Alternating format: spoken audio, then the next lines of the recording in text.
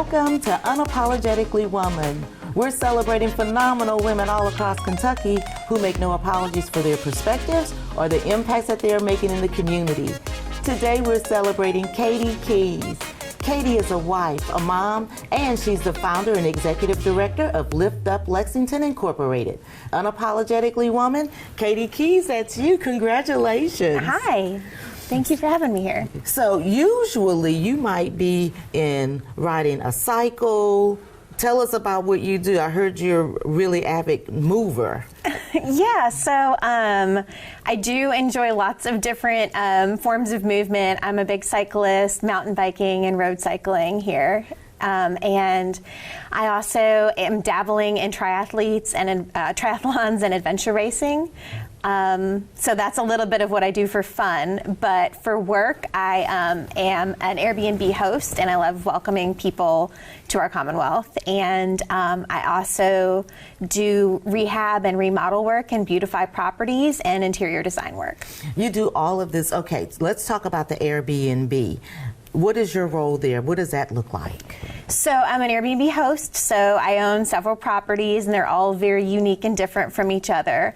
And the reason I really love hosting people is because I love to create beautiful spaces for them to form memories in, but I also am really passionate. I have a couple here in Lexington and then also in the Red River Gorge, and they're both areas that our family loves, and so I love being able to share those areas with people from around the country.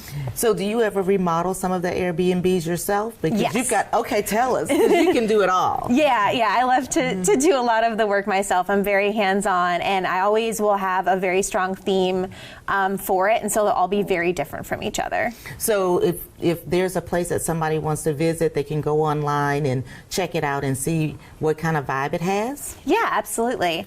You can go on my profile, Katie Keys, Airbnb Superhost, and check out the different offerings I have. Well, I think because one of the things that I've heard about you is that whole saying about go big or go home. They say Katie says go big or go bigger.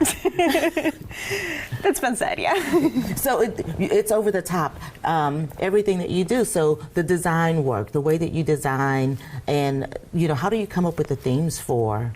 I'm really inspired by the area that they're in. So like I have one that's in the east end of downtown Lexington, and so I really spent a lot of time researching the history and prominent figures from that area and making sure that they were incorporated and showcased within the property. What does that look like? I'm interested in knowing how you did that. Yeah, so it's close to Isaac Murphy Memorial Garden. So I brought in portraits of him and of other black jockeys. It's on Martin Luther King Boulevard. So there's some tributes to him within the home and some art and literature. So. Oh, that's pretty cool. That's pretty cool. And so when you're not working with the Airbnb and you're not designing, in your playtime you are pretty good with the hammer. That's what I've heard. Yes, yeah. So tell us, what kind of work do you do? So I love to take properties that need rehab and remodel and reimagine them and make them beautiful. Did you get training for this? Is this something you just said, I'm going to do it and I'm going to figure it out on my own? I'll figure it out as I go. I had that. That's the kind of kindred spirit that I thought you had. So when you're not doing any of that, you're also Santa Claus. Yes, I am. Well, me and a lot of other people who helped me. I kind of fell into the nonprofit world also by accident and figured it out as I went. In 2020, when this was like a passion project for myself and my family and something that we did. And then in 2020, when a lot of other nonprofits shut down, my phone started ringing and they said, hey, we've got all of these kids, these families that need assistance, can we send them to you all? And I was like, well, it's just me, but I'm gonna figure it out. I'm gonna get it going. Yeah, so that's what we did. And last year, we delivered to about 2,200 families, about 7,000 kids across central Kentucky. That's pretty incredible. And why did, you said it was a passion project for you and your family. What made you guys so passionate about making sure that other people had something for Christmas? Just making sure that the kids are feeling loved on and seen and supported by their community, and waking up to presents on Christmas, I think is really important. When you know that all of your friends are getting something for Christmas and you're not, I think that would be really detrimental to a kid. But the reason that it kind of grew, or that I built it to what it has, is because in doing it, I figured out that there were some gaps in the services that were available. What do you mean? And so the reason that I actually started it to begin with was because there was another nonprofit that a business was collecting toys for, and they called them like middle of December and said, hey, do you want to come do a pickup for these toys? And they said, oh, we're all done with our toy drive. And I found out through doing it and through going and picking up those toys and making sure that they got to families, that a lot of them cut off their services early in the year. Their nomination window might close in August or September, when a lot of families don't necessarily know at that point that they need help.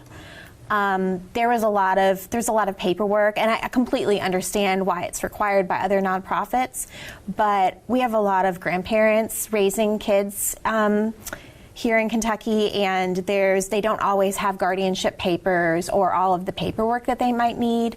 There are kids that a lot of the programs in town stop at 12 years old or 13 years old, and we want to make sure that teens, anyone, through high school graduation, is able to wake up to something.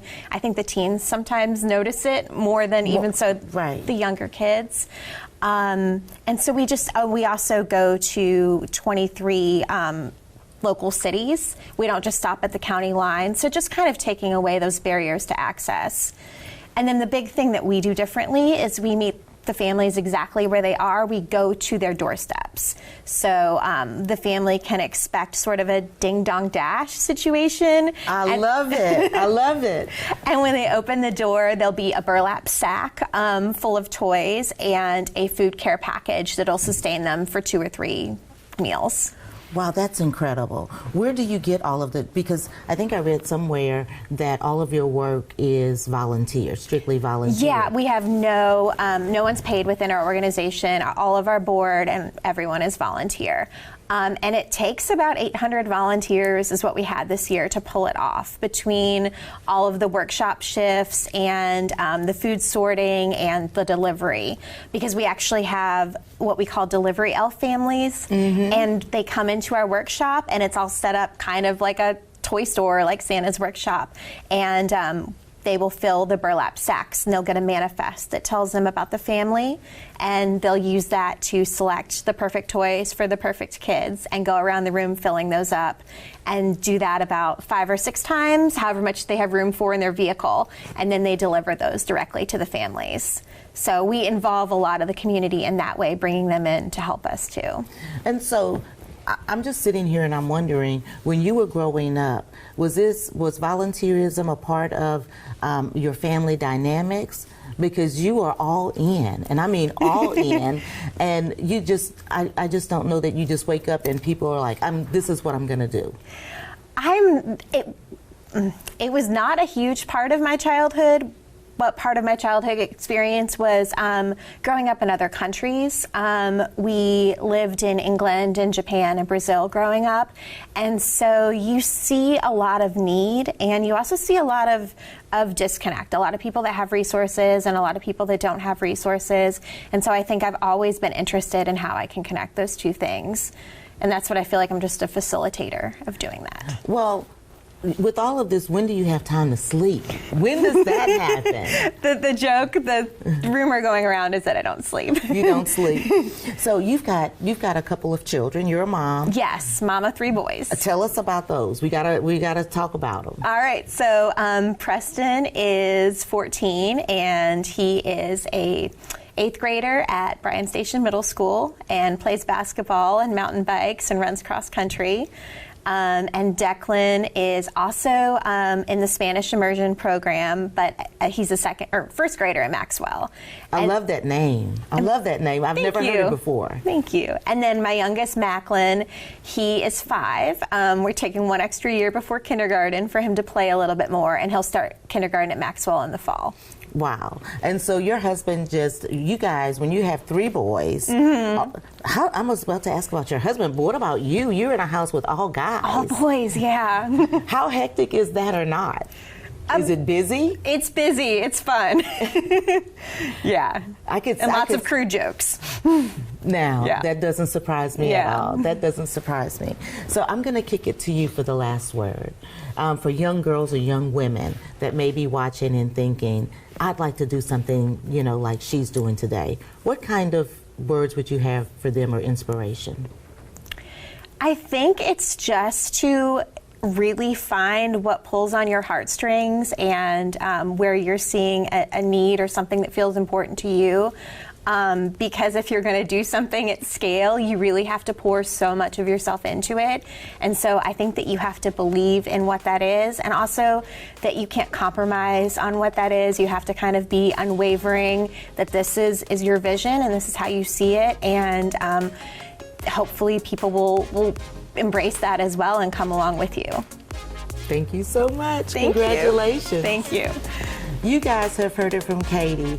There's so much work to be done, and if you have a passion for it, just go out and do it, and don't make any excuses, for not doing what you can. I'll talk to you later on Unapologetically Woman.